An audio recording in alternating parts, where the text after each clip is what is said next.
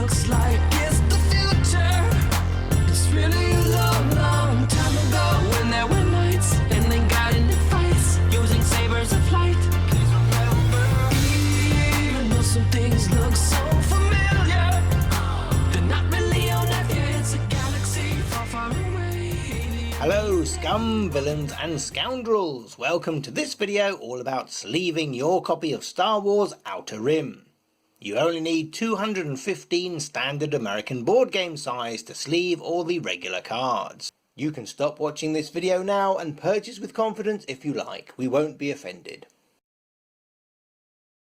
Are you still here? Well, get ready for some nerdy info. A sleeve is a mini plastic cover that fits over your gaming card to protect it. Your hands contain natural oils which are easily absorbed by cardboard and will cause dirt to stick. And as food and gaming are often found together, having a sleeve will keep grease and stains well away, as well as help prevent damage from accidental beverage spills.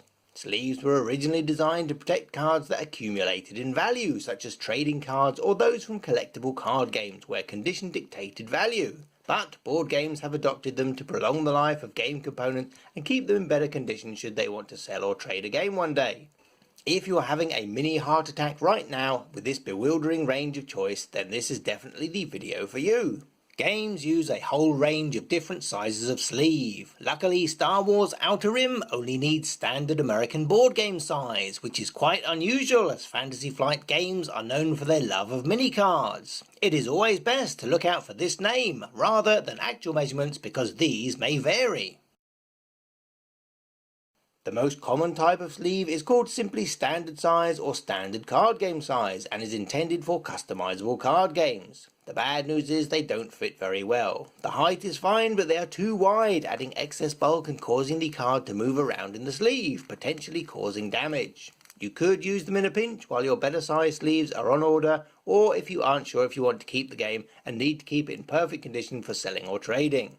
Because this size sleeve is produced in higher volumes, they are cheaper. You won't find 100 board game sleeves for 99 cents, but you will find 100 card game sleeves. Fantasy Flight games produce their own range of card protectors, and on the back of each product, plus in the manual, they let you know how many of each pack of sleeves you need to buy for it. If you are a stickler for using official accessories or you want the simplest solution, then just order the amount and type it says on the box. But unfortunately this doesn't take care of your oversized cards. And with board games it doesn't really matter who makes your sleeve, so if you have a brand that you like to use or your supplier has a limited selection, then as long as you get the correct size and quantities you will be fine. Despite Fantasy Flight Games' attempt to introduce a colour standard, only some manufacturers like Arkham, Tin Men and Legion actually follow suit, so look for the name or size, not just the colour. You will find plenty of choice from name brand manufacturers, and there is no reason why you can't just pick the cheapest or most convenient. Pay attention to the quantities though, as board game sleeves are packed in 50, 60 or 100. No matter which you choose, you will have some left over for spares or to put towards future expansions. Ultimate Guard supply two versions. Their regular version is called Premium and they have a Supreme version which is much thicker. Both these packs contain 60 cards, but you can easily see the difference in thickness. If you are expecting an insane amount of wear, such as in a board game library or cafe, then maybe go for the thicker ones, but be aware these add a huge amount of bulk, taking up much needed storage space. Arcane Tin Men produce two types of sleeve. Your first is a pack of 100 traditional design sleeves, thus cutting the packaging in half. The next is a box of 50 anti-glare. These have a frosted look to them, designed to cut down on the reflection of traditional sleeves. These could be a valuable perk for competitive card games, but seems overkill for board games. If you do have an unforgiving strip light above your gaming table, maybe give them a try.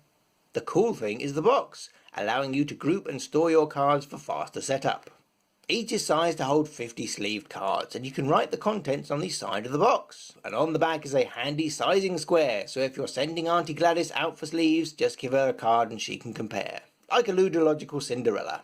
The Ultra Pro sleeves also have a particular quirk, in that each sleeve has an authenticity hologram on it. If you position this on the face of the card, it may cover up your game text. If you put it on the rear, it means you can't mix these with other sleeves without your cards becoming marked.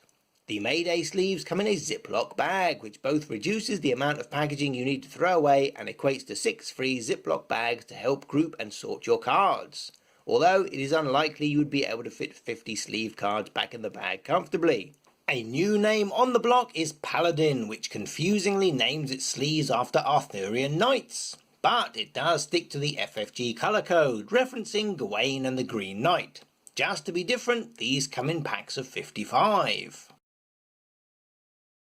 Looking at the quoted dimensions, you will see that there is variation from the 57 by 89mm standard, with Legion supplies being the most generous. Definitely don't go with smaller than this, as you want to give your cards room to expand and flex slightly with changes in humidity.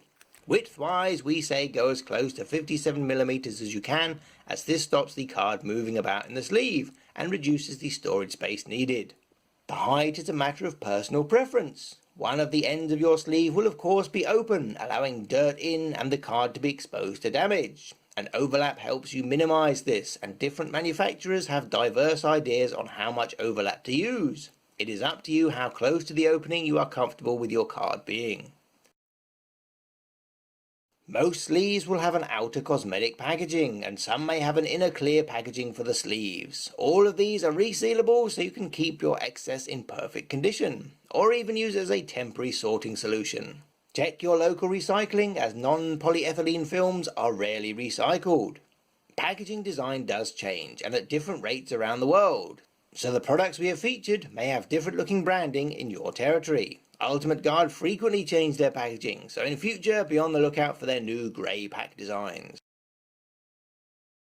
As most sleeves are sold in packs of 50, only needing 215 will leave you with plenty left over.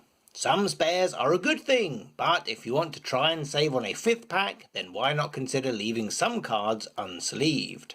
You might not play games solo, and if so, all your AI cards never need leave the box. Likewise, you might not like using reference cards, or find you don't need them after your first few games. And if you only sleeve the character cards in play, you can drop your need for sleeves below 200.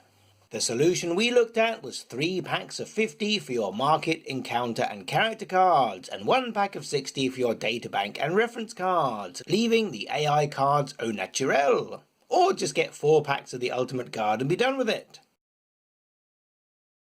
Because you get to flip over some of your ships and upgrade them, they will also experience wear and tear, even if it is less than your standard size cards. Unfortunately, their unique dimensions mean they aren't easy to protect. The size of components like these are dictated by how many you can fit on a sheet, rather than what aftermarket protections are out there.